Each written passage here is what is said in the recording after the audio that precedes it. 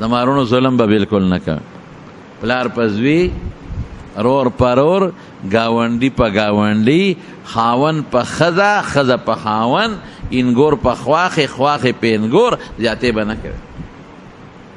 نن سبا چې د چا وس رسي که ګاونډي په ګاونډي ظلم ورسره کوي، چې وس یې بر شو خواښې په انګور، انګور خواښې. ډېر مسایل را دي. بیا انګور د دا نه بدماشه جوړه کړي او په خواښې ظلم کوي. خواښې غریبه بوډۍ وي، محتاجه یې ورته که نه، دا له دا نه بدماشه جوړه کړي او ظالمه جوړه کړي چې دا خو زما لاسته ناسته ده. ته چې د چا ښځې او د چا د وجې نه مزې کې، هغه د چا نه پیدا دی. ظالمې ظلم ولې کې؟ او زوی ورته لمسی، خاون لمسی، د خواښې غریبه د بوډۍ ده، د خولې نه چې یو پوټې غوندې خبره وځي، نو دا ظالمه ورته خاون لمسی.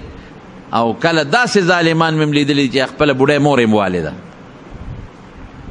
او خپل بوډا پلار یې والده. دا ظلم یوازې دا نه دی چې ټوپک سړی راوالي او بل پې ولي، دا ظلم خو بلا مرتبې دي. نو دا که انګور خاون لمسی مور ته او د یوې نه ورته سل جوړی او یا خواښې کنځي، دا انګورم ظالمه ده. دا چې کله بوډی شوم دغه چل به ورسره کېږي.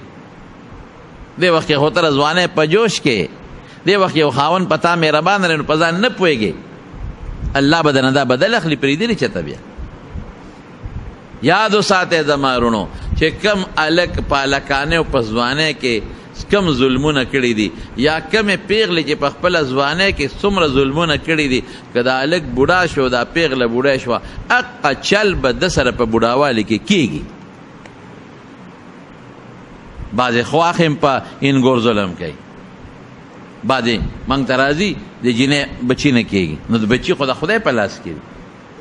نو دا خواښې وله پیغورونه وایي تا بچي راونړله او تا داسې او ته دا نه بچي د دې اختیار کې دی چې راونړله او ته جینکۍ راوړی ولا کان نه راوړی. نو د چا خوښې چې د مالې جینکۍ پیدا شي. دا خواښې ظلمونه کوي او زوی ته وایي چا به بله ښځه دله کو. نو په خوشحالۍ وکړه که نه، که بچي دې خوښي او نسان وسي دې خوښي، نو دویم واده څه منع نه دی، ګناه نه ده، خو په طریقه وکړه که نه. پیغورونه ولې کوې؟ دارنګې خان په خپل نوکر او افسر په خپل لاندې کلاس فور ظلم او زیاتې، نو دا ګناه ده، دا ناروا ده، حرام دی. ظلم به بالکل نه کوئ. د ظالم سره الله مدد نه کوي او د مظلوم ډېر زر رب العالمین مدد کوي، ډېر زر. یو سوداګرو پخوا خو د شړې علاقې به وي او پیاده مزلې به وي او د سارو، نو دې په لاره یو علاقې ته تلل، تجارت سامان هم ورسره نه خو په قافلو کې خلک تلل، د قافلې سره ځان ملګري کو. نو یو سړی وله راغی کوم علاقه کم خوا ځې؟ وی پلانکۍ ته. یاره وی ما ځان سره بوځه کرۍ به درکړم او دواړه به سره ملګري م یو، لارم ما ته معلومه ده. د پې داسې د عاجز مسکین ګمان وکړه د سوداګر هم وی چې دا خو قریب هم ته والم او د لارې ملګري به مې هم شي او بس ځو به. اوس هم داسې بعضې خلک کوي، په کرۍ په بانه باندې موټر ته وخېږي او چې شړې ته یې بوځي نو ډرایور هم مړ کړي او موټر هم ته وتښتي. د دې سړي دا نیت و، ورسره سور شو قریبه درکه موضوع به چې روان شو یو دوه لارې وې. نو دا هلک دې سوداګر ته وایي چې په دې لار لاړ شه، او ته وایي دا ما ته نه معلومه، زه خو همیشه په دې لاره ځمه. وایي دا بله ما ته معلومه را، دا لنډم ده او په دې ستا د څاروي ګیام شته او سور هم دی، په دې به لاړ شو. سوداګر وایي چې دا بس ټیک ته روان شو، تلل په هغه لاره باندې تلل، هغه په یو ناګهاني خطرناک ځنګل ختمه شو. لکه دا دې په کومه راوستم، بس هغه سړي ټوپ کړې ده څاروي نه، د اس نه، او چاړه ورسره وه هغه یې راوویسته او دې سوداګر مټ نه ونیو لاندې راوغورځو. پرېږدم دې چېرته؟ سوداګر وایي چې دا خو زه په جنجال اوړېدم، دا خو په ډاکو اوړېدم. هلکه بس داسې کار دی چې څه غواړې ما سره کمې پیسې دی هم واله او چې کوم د تجارت سامان دی هغه هم واله، خو ما ته غږ مه کوه ما پرېږده. نه ویل اول به تا وجنم، دا چې تا پرېږدم خو ته ال وې. لومبې به تا وجنما او د هغې نه پس به سامان دنالم. بس سوداګر خو پوه شو چې دا خو زما مرګ راغی. نو ډاکو ته وایي ښه داسې وکړه ما پرېږده چې یو 2 رکاته مونځ وکړم چې مې وجنې چې اخر کې خو یو 2 رکاته مونځ وکړم که نه. هغه وی زه وکړه وي دا مخامخ کپري نه د خلکو دا مې ټول وجلی دي دا ډوکي نه دا مې او دوی مونځونه کړي دي ما نه دي مانځه دوی نه دي خلاص کړی. ځکه ته مونځ کوې او ستا یو اخري هغه ارمان دي پوره به چې خو مونځ دې ما نه نشي بچ کولی. دې غریب مانځه ته ودرېده. انسان وس خو همدغه دی چې بیمار شي یا ګیر شي نو الله ته به چغه وایي. بل خو زمونږ څوک نشته که زمونږ دی خو زمونږ رب دی که الله دی. د غریب چې مونځ شروع که صورت فاتحه ووی او صورت وی تیر شو یو آیات ولا خوله له راغی امن یجیب المضطر اذا دعاه چې یو سړی محتاج ای او الله ته چغه وی څوک دی بې د الله نه چې بچ به کی بې د الله نه څوک نشي بچ کول.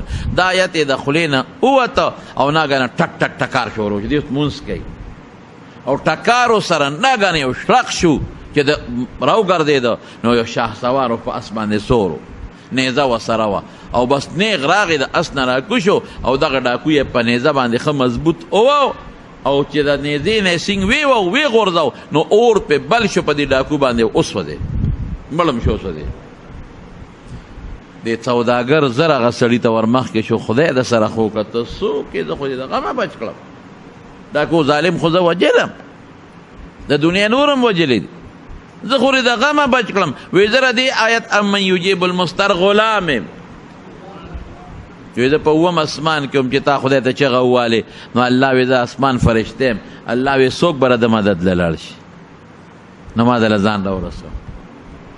نو ګوره چې ظلم به نه کې مظلوم د خولې نه چې اوخته غرق به په همسایه به ظلم نه کې په نوکر به ظلم نه کې په زمیندار به ظلم نه کې.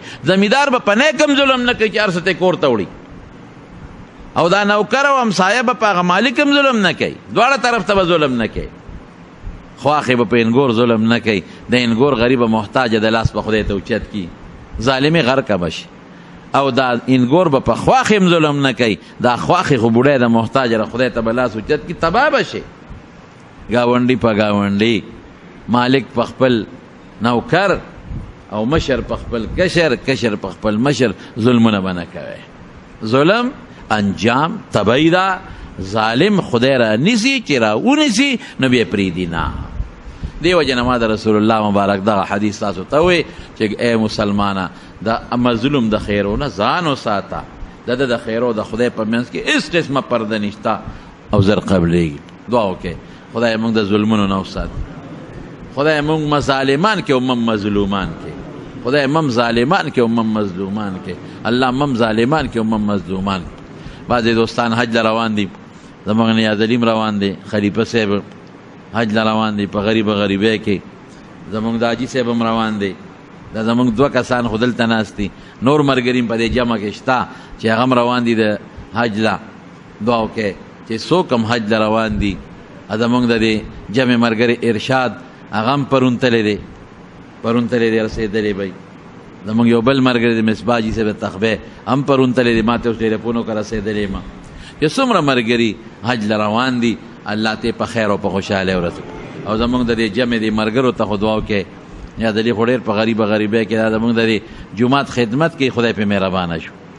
د دې ستاسو د دې جومات خدمت کوي خادم دی او غریب دی الله په مهربانه شو. زموږ د حاجي صاحب چې څومره ملګري په دې جمع کې ناست دي او حج روان دي الله دې په خیر ورسوي.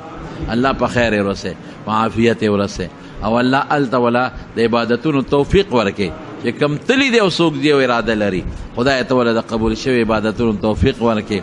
الله د قبول شوي عمرو توفیق ورکړي. د قبول شوي طوافونو توفیق ورکړي. الله د قبول شوي منځونو درودونو ذکرونو توفیق ورکړي او ته هلته روغ صحتونه نصیب کې او خدای ته حفاظت وکړي او ته په خیر او عافیت واپس ورسولی کې دلته د بچو حفاظت وکړي.